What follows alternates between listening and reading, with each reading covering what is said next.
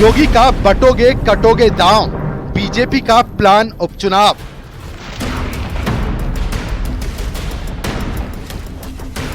बटेंगे तो कटेंगे।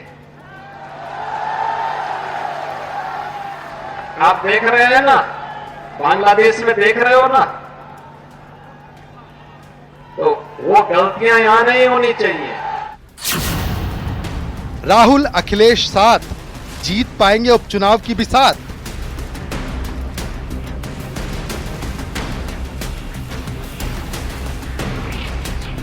हरियाणा की गलती हमें नहीं दोहरानी है। हरियाणा में जो हारे हैं उन्हें गलती नहीं दोहरानी है। और क्योंकि भारतीय जनता पार्टी बहुत ही होशियार पार्टी है, हरियाणा हारी हुई जगह पर उन्होंने सरकार बना ली। इसलिए हम लोगों को सावधान रह करके और अपने वोट को बचा के भी रखना है, क्योंकि बीजेपी के लोग जानते हैं महाराष्ट्र की सरकार अगर नहीं बनी तो दिल्ली की सरकार चली जाएगी। दलित वोटर किधर, तैयार मायावती चंद्रशेखर।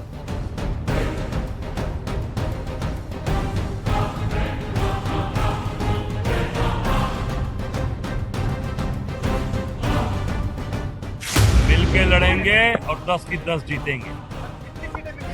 मिल रही है, मिलके लड़ेंगे, बस नहीं कहूँगा, मिलके लड़ेंगे और डंके की चोट। माननीय प्रधानमंत्री जी के नेतृत्व में सबका साथ, सबका विकास और सबके विश्वास के साथ आगे बढ़े। हमेशा प्रधानमंत्री जी 140 करोड़ लोगों को एड्रेस करते हैं, लेकिन ये जातिवादी लोग हैं, परिवारवादी लोग हैं, इस समाज को बांट करके देश को कमजोर करना इस कांग्रेस की और समाजवादी पार्टी की मंशा है।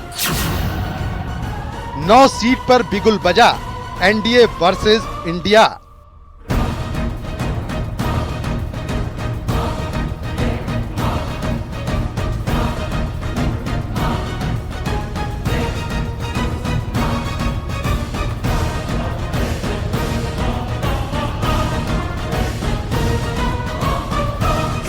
में उपचुनाव का ऐलान हो चुका है। सभी राजनीतिक दिग्गज चुनावी प्रचार अभियान में जुट गए हैं।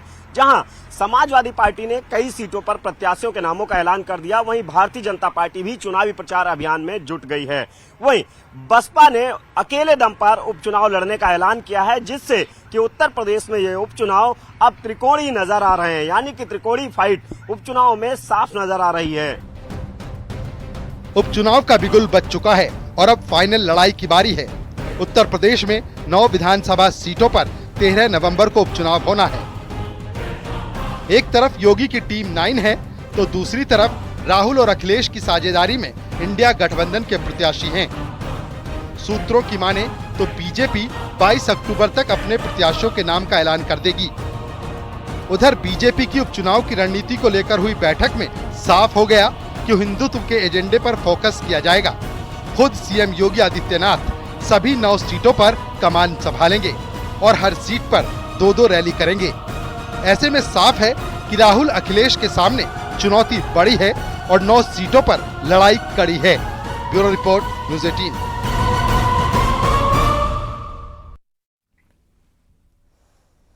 उपचुनाव का बिगुल बज चुका है और अब फाइनल लड़ाई की बारी है। उत्तर प्रदेश में 9 विधानसभा सीटों पर उपचुनाव होना है और 13 नवंबर को चुनाव की तारीख है।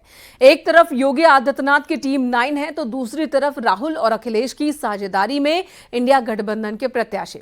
आखिर किन सीटों पर है कांटे की टक्कर, क्या है वोटर्स का समीकरण और कौन से हैं वो मुद्दे जो उपचुनाव में हावी रहने वाले हैं? उपचुनाव की लड़ाई पर आज व्यक्ति विशेष।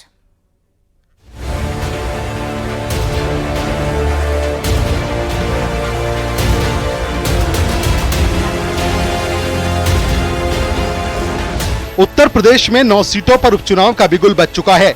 नामांकन की शुरुआत भी हो चुकी है। हालांकि अभी बीजेपी ने अपने उम्मीदवार मैदान में नहीं उतारे हैं, लेकिन नाम तय हो चुके हैं। बस आला कमान की मुहर का इंतजार है। उधर समाजवादी पार्टी और कांग्रेस के बीच सीट शेयरिंग का फॉर्मूला तय हो चुका है। खैर और गाजियाबाद की टफ सीट अखिलेश यादव ने राहुल गांधी को थमाई है। हालांकि लोकसभा चुनाव में राहुल अखिलेश की जोड़ी को मिली कामयाबी से उपचुनाव में लड़ाई दिलचस्प मानी जा रही है, तो वहीं बीजेपी हरियाणा के नतीजों से काफी उत्साहित दिख रही है। दोनों ही धड़ों का उपचुनाव प्लान आखिर है क्या, सबसे पहले इस पर नजर डालते हैं। बीजेपी का हिंदुत्व के एजेंडे पर फोकस, एसपी कांग्रेस का पीडीए प्लान पर फिर से दांव, सीएम योगी ने हर सीट पर संभाली कमान, अखिलेश यादव का नए चेहरों पर दांव, बीजेपी के बटोंगे कटोंगे दांव की भी आजमाइश, एसपी कांग्रेस का मुस्लिम कार्ड। विधानसभा के जो 9 सीटों पर उपचुनाव होने जा रहे हैं, वास्तव में बहुत रोचक चुनाव होने जा रहे हैं। हर चुनाव से इस बार स्थितियां बिल्कुल भिन्न हैं। बहुजन समाज पार्टी कभी उपचुनाव नहीं लड़ती थी, लेकिन इस बार वो उपचुनाव के मैदान में उतर रही है। यही नहीं, उनको टक्कर देने के लिए और दलित वोटों में अपनी वर्चस्व दिखाने के लिए चंद्रशेखर आजाद उर्फ रावण भी मैदान में उतर रहे हैं। तो किसका होगा दलित वोट, ये तय होने जा रहा है। वहीं यूपी उपचुनाव की 9 सीटों का गणित क्या है, ये भी आपको समझा देते हैं। आखिर फाइट किस किस के बीच है और किस किस के हिस्से में क्या क्या आया है। उत्तर प्रदेश में 9 सीटों पर उपचुनाव होना है, तो वहीं इंडिया गठबंधन की सीट शेयरिंग में एसपी 7 सीटों पर लड़ेगी, तो कांग्रेस के हिस्से में 2 सीटें आई हैं। उधर एनडीए की बात करें तो यहाँ 8 सीटों पर बीजेपी चुनाव लड़ेगी, तो जिसमें एक सीट पर निषाद का उम्मीदवार बीजेपी के सिंबल पर लड़ेगा। साथ ही एक सीट मीरापुर आरएलडी के हिस्से में आई है। उधर मायावती की बात करें तो बीएसपी ने सभी 9 सीटों पर अकेले लड़ने का ऐलान किया है। भारतीय जनता पार्टी की सीटें कम हुई हैं और सीटें कम हुई हैं, इसका आकलन कर लिया है। 2027 में योगी जी के नेतृत्व में हम फिर सरकार बनाएंगे, मोदी जी का आशीर्वाद रहेगा। देखिए, मोदी जी का प्रभाव कम नहीं हुआ है। अभी आप हरियाणा का चुनाव देख लीजिए, वहाँ क्या स्थिति बनी है। तो भारतीय जनता पार्टी का स्तर और उसका सम्मान जनता के बीच निरंतर बढ़ता जा रहा है। हालांकि इस बीच मिल्कीपुर सीट पर उपचुनाव फंसने को लेकर भी जमकर सियासत हुई और एसपी और बीजेपी में वार पलटवार का खेल जमकर चला। संगठन में जो भी तैयारी हमें करनी है, तैयारी हमारी कंप्लीट हो गई है और आप देखेंगे हमारा सदस्यता अभियान चल रहा है। हमने इन विधानसभा सीटों में भी प्रदेश के साथ साथ इन सभी विधानसभाओं को सदस्यता के रूप में भी विशेष रूप से फोकस किया है, चिन्हित किया है और हमारे कार्यकर्ताओं ने घर घर जाकर एक व्यापक जनसंपर्क करके सदस्यता अभियान को भी इन विधानसभाओं में लक्षित करके एक सफलतापूर्वक पूरा किया है। जहां तक कांग्रेस और सपा का विषय है, उनकी निराशा का ही परिणाम है कि जिस प्रकार से मिल्कीपुर विधानसभा में उपचुनाव ना हो, इसके लिए समाजवादी पार्टी प्रत्यक्ष और अप्रत्यक्ष रूप से प्रयास कर रही है। देखिए, सुपवा तो सुपवा चलनिया बोले है, जे करे 72 छेद। सपा की सरकार में 815 दंगे हुए थे, लगभग 1300 जन हानि हुई थी और संपत्ति कितना नुकसान हुआ उसका मेरे पास आंकड़ा नहीं है। और 7.5 साल में 1 जन की हानि हुई और पूरा पुलिस विभाग बड़ी मुस्तैदी से काम किया, उस घटना को अपनी मुट्ठी में लिया। अब जरा उपचुनाव की सभी 9 सीटों पर उपचुनाव के समीकरणों पर नजर डालते हैं। उपचुनाव की बिसात करहल, मझवा, सीसामऊ, कटहरी, फूलपुर, कुंदरकी, मिल्कीपुर, मीरापुर, गाजियाबाद। चुनाव की तैयारियों को लेकर आज एक मुख्यमंत्री आवास पर बड़ी बैठक हुई। इस बैठक में मंथन किया गया कि आखिर किस रणनीति से उपचुनाव के चुनावी मैदान में उतरना है। इस बैठक में यह तय हुआ है कि जिस हरियाणा में जो मूल मंत्र बटोगे तो कटोगे की रणनीति पर भारतीय जनता पार्टी ने विजय का परचम लहराया, उसी एजेंडे पर अब उत्तर प्रदेश के उपचुनाव की तैयारियों में बीजेपी जुट गई है। हिंदुत्व के एजेंडे को धार देते हुए मुख्यमंत्री योगी आदित्यनाथ की 2-2 जनसभाएं हर विधानसभा क्षेत्र में उपचुनाव की कराई जानी है।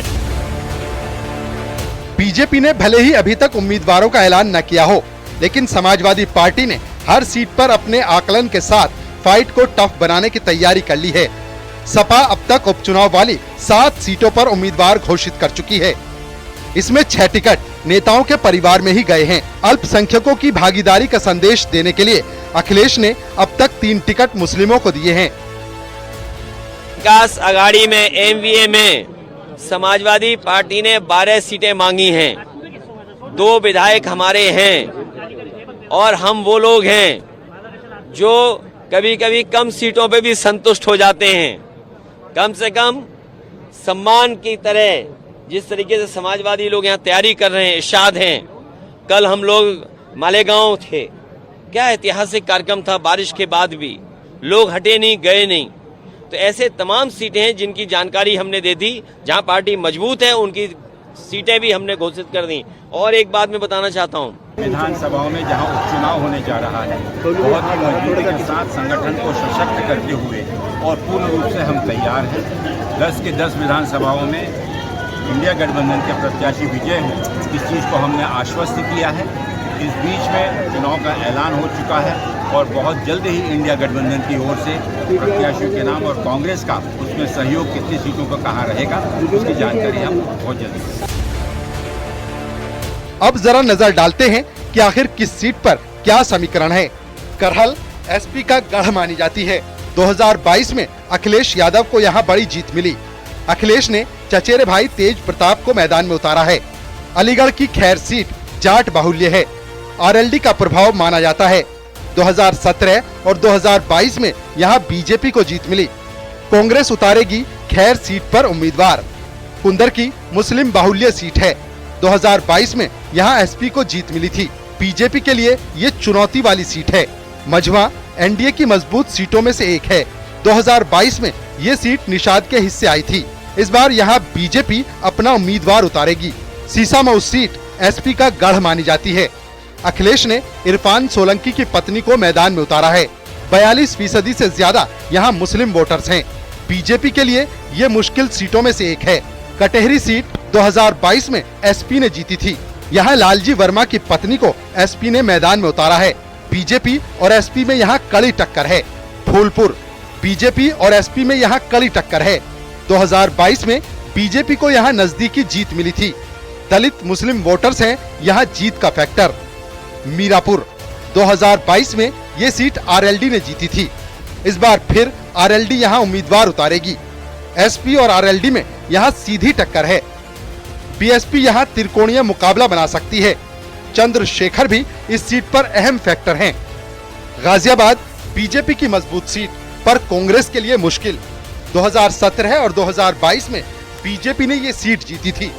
कांग्रेस दोनों चुनाव में चौथे नंबर पर आई। उत्तर प्रदेश राज्य के चंद्रमुखी विकास के लिए, डेवलपमेंट के लिए, कानून का राज और मजबूत हो, इसके लिए विभिन्न स्तरों पर चर्चा हुई है। आपने देखा होगा 2017 के बाद से लगातार उत्तर प्रदेश राज्य अग्रणी राज्य के रूप में पूरे देश के पैमाने पर उभर रहा है। सर, उपचुनाव को लेकर क्या मंथन हुआ? उपचुनाव के लेकर हमारी पूरी तैयारियां हैं। हम सभी सीटों पर विजयश्री दर्ज करेंगे। उत्तर प्रदेश उपचुनाव की 9 सीटों में कई सीटों पर कांटे की टक्कर है। कुछ सीटें तो बीजेपी और एसपी का गढ़ मानी जाती रही हैं, तो कुछ पर क्लोज फाइट की संभावना है। वहीं मायावती और चंद्रशेखर की एंट्री इसे त्रिकोणीय भी बना सकती है। आखिर क्या होगा जनता का आदेश, ये तो 20 नवंबर को नतीजों के साथ ही पता चलेगा। यूपी में उपचुनाव का ऐलान हो चुका है और उपचुनाव में कई ऐसी सीटें हैं जहां पर मुकाबला कड़ा है, यानी कि विपक्ष की कड़ी चुनौती सत्ता पक्ष के सामने है। भारतीय जनता पार्टी और समाजवादी पार्टी गठबंधन के बीच में लड़ाई साफ नजर आ रही है, चाहे वो करहल की उपचुनाव की विधानसभा सीट हो या फिर कुंदर की। यहाँ पर जातीय समीकरण भी विपक्ष के पक्ष में नजर आ रहे हैं, लेकिन भारतीय जनता पार्टी पूरी ताकत इन सीटों को जीतने में लगाई हुई है। भारतीय जनता पार्टी की रणनीति है कि उपचुनाव जो कि वर्ष 2027 का विधानसभा चुनाव का सेमीफाइनल माना जा रहा है, उसको हर हाल में जीता जाए। यही वो वजह है कि भारतीय जनता पार्टी पूरी ताकत उपचुनाव में झोंके हुए है। वहीं बसपा ने इस मुकाबले को त्रिकोणीय बना दिया है। बसपा अकेले दम पर उपचुनाव के चुनावी मैदान में है। कैमरामैन उपेंद्र के साथ संकेत मिश्रा, न्यूज 18 लखनऊ। तो समाजवादी पार्टी और कांग्रेस एक बार फिर यूपी में साझेदारी में चुनाव लड़ रही है। हरियाणा में कांग्रेस ने एसपी को एक भी सीट नहीं दी थी। अब उपचुनाव की बात आई तो एसपी ने कांग्रेस को 2 सीट ही छोड़ी, लेकिन दोनों ही सीट वो हैं जिन पर कांग्रेस पिछले 2 विधानसभा चुनाव में चौथे नंबर पर रही थी, यानी दोनों बार ही हार का सामना करना पड़ा था। यानी साफ है कि खैर और गाजियाबाद सीट के पिछले 2 चुनावों का विश्लेषण करें तो लड़ाई एक तरफा दिखती है, लेकिन लोकसभा चुनाव में राहुल और अखिलेश की जोड़ी को मिली कामयाबी साफ करती है कि मुकाबला दिलचस्प भी हो सकता है। तो सवाल यह है कि क्या इंडिया गठबंधन बीजेपी के गढ़ में सेंध लगा पाने में कामयाब हो पाएगा या नहीं। खबर यह भी है कि कांग्रेस खुद अपना कैंडिडेट ना उतारे, एसपी के ही कैंडिडेट को समर्थन दे, तो यह सिचुएशन भी बनता दिख रहा है।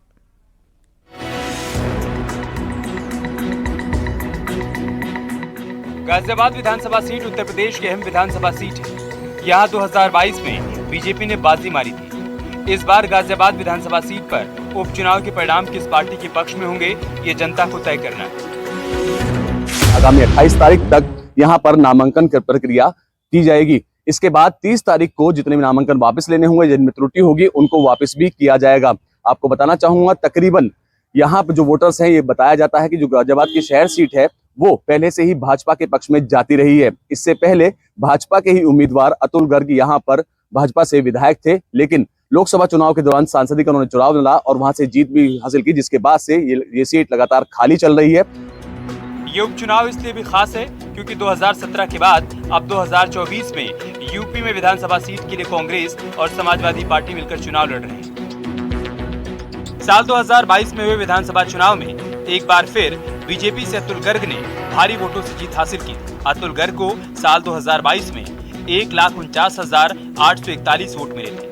वहीं दूसरे नंबर पर समाजवादी पार्टी के विशाल वर्मा को सिर्फ 44,452 वोट मिले थे। अतुल गर्ग ने विशाल वर्मा को 1,05,537 वोटों के भारी अंतर से हराया था। वहीं बीएसपी के कृष्ण कुमार को 32,554 वोट मिले थे। गाजियाबाद सीट से कांग्रेस की टिकट पर सुशांत गोयल चौथे नंबर पर रहे थे। उन्हें सिर्फ 11,778 वोट मिले थे। अगर बात साल 2017 के गाजियाबाद विधानसभा चुनाव के परिणामों की करें तो साल 2017 के गाजियाबाद विधानसभा चुनाव में बीजेपी के अतुल गर्ग चुनाव जीते थे। उन्होंने बीएसपी के विधायक रहे सुरेश बंसल को हराया था। इस चुनाव में बीजेपी के अतुल गर्ग को 1,24,201 वोट मिले थे। वहीं बीएसपी दूसरे नंबर पर रही थी। बीएसपी के सुरेश बंसल को 53,696 वोट मिले थे। कांग्रेस पार्टी के उम्मीदवार के शर्मा तीसरे नंबर पर थे। उन्हें 39,648 वोट मिले थे। बात वोट प्रतिशत की करें तो गाजियाबाद विधानसभा सीट पर साल 2017 के चुनाव में बीजेपी का वोट शेयर 55.28% रहा था, जबकि साल 2022 में बीजेपी को 61.37% वोट मिले थे। साल 2017 में गाजियाबाद सीट से जहां बीएसपी दूसरे नंबर पर थी और उसे 23.9% वोट मिले थे, वहीं 2022 में बीएसपी तीसरे नंबर पर रही और उसे 13.36% वोट मिले। साल 2017 में गाजियाबाद सीट से जहां कांग्रेस का वोट शेयर दूसरे नंबर के साथ 17.65% था, तो वहीं 2022 के चुनाव में चौथे नंबर पर रही कांग्रेस का वोट शेयर 4.83% रहा। अब बात खैर विधानसभा सीट की करते हैं। साल 2022 में बीजेपी के अनूप प्रधान वाल्मीकि को जीत मिली थी। 2022 में बीजेपी के अनूप प्रधान को 1,39,643 वोट मिले थे। वहीं बीएसपी के प्रत्याशी चारू कैन दूसरे नंबर पर रहे। उन्हें 65,302 वोट मिले थे। आरएलडी के भगवती प्रसाद सूर्यवंशी तीसरे नंबर पर थे। उन्हें 41,644 वोट मिले। वहीं कांग्रेस यहां चौथे नंबर पर थी। कांग्रेस की मोनिका सूर्यवंशी को 1,514 वोट मिले थे। बात साल 2017 की खैर विधानसभा चुनाव के परिणामों की करें तो साल 2017 में बीजेपी के अनूप ने बाजी मारी थी। उन्हें 1,24,198 वोट मिले थे। वहीं दूसरे नंबर पर रहे बीएसपी के राकेश कुमार मौर्य को 53,477 वोट मिले थे। तीसरे नंबर पर आरएलडी के ओमपाल सिंह को 41,888 वोट मिले थे। वहीं समाजवादी पार्टी के प्रशांत कुमार 7,496 वोटों के साथ चौथे नंबर पर रहे थे। बात वोट प्रतिशत की करें तो साल 2017 में खैर विधानसभा सीट से बीजेपी का वोट शेयर 53.51% रहा था। वहीं 2022 में भी बीजेपी ने बाजी मारी थी। खैर सीट से बीजेपी को 55.55% वोट मिले थे। साल 2017 में बीएसपी को यहां से 23.04% वोट मिले थे। वहीं साल 2022 में बीएसपी का वोट शेयर 25.98% रहा। आरएलडी को 2017 में 18.05% वोट यहां से मिले थे। वहीं 2022 में भी तीसरे नंबर पर रही आरएलडी को 16.57% वोट मिले थे। गाजियाबाद और खैर विधानसभा सीट पर बीजेपी पिछले 2 बार से लगातार जीत हासिल करती आ रही है। अब देखना यह है कि उपचुनाव में इंडिया गठबंधन इन दोनों सीटों पर बीजेपी को कितनी चुनौती दे पाता है। न्यूज 18 के लिए ब्यूरो रिपोर्ट।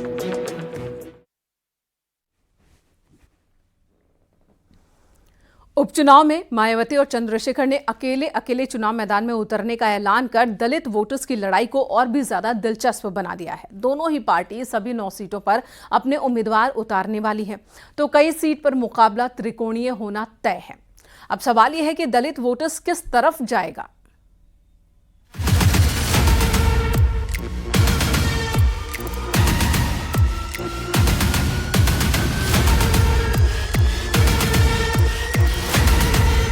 उत्तर प्रदेश में 9 सीटों के लिए होने जा रहे उपचुनाव का बिगुल बज चुका है।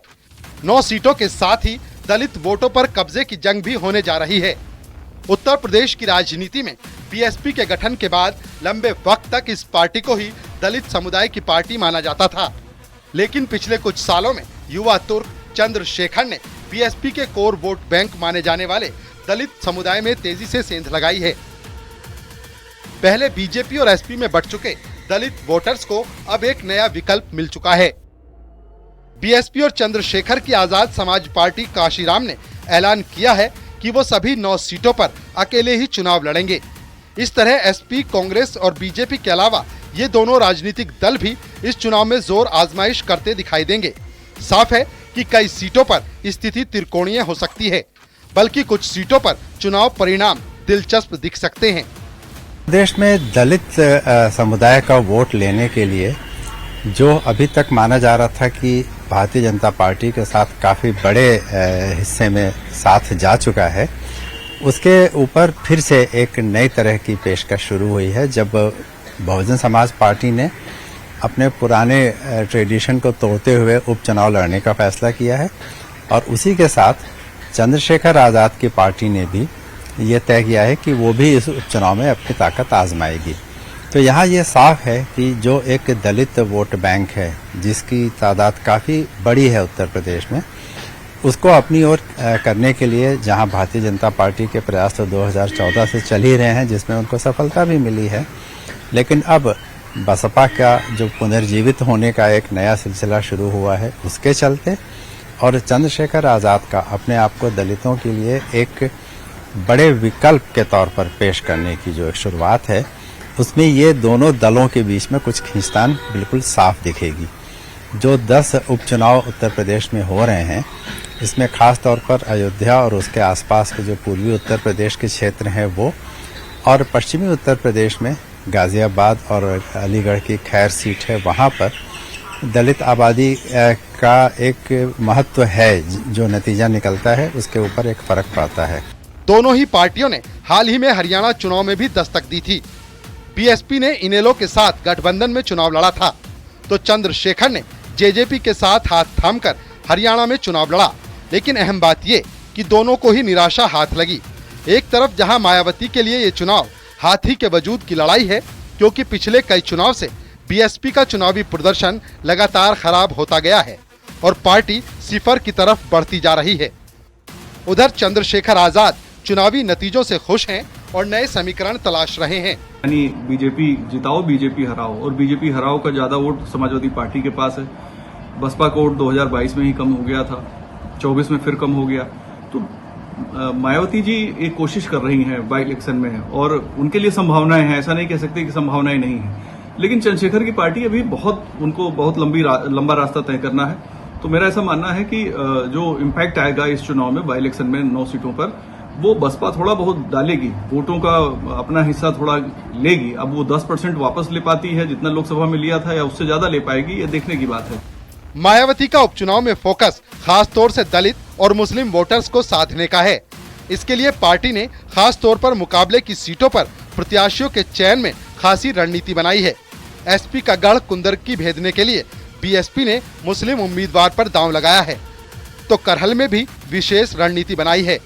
कि लोग बसपा के साथ रहेंगे अब, क्योंकि जिन्हें वोट देके भी कुछ बोलते तो है ना। तो बहन जी हर समाज का सम्मान करती है, उनकी सरकार चली तो उन्होंने मुसलमानों की सुरक्षा का भी ध्यान रखा और छोटे समाज हो या पिछड़ा समाज हो, हर समाज का बहन जी ध्यान रखती है, हमारी पार्टी ध्यान रखती है। तो मैं भी यही कहूंगा कि पिछड़ा वर्ग हो या जो भी हो, सबका सहयोग से मैं अगर कुछ बना तो सबका साथ। अभी चुनावी बिसात पर मोहरों की चाल बाकी है।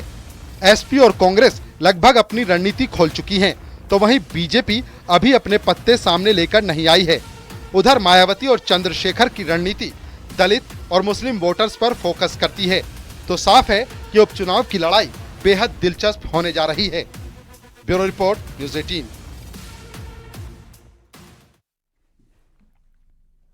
व्यक्ति विशेष में फिलहाल इतना ही। छोटे से ब्रेक के बाद भी खबरों का सिलसिला न्यूज़ 18 पर जारी है।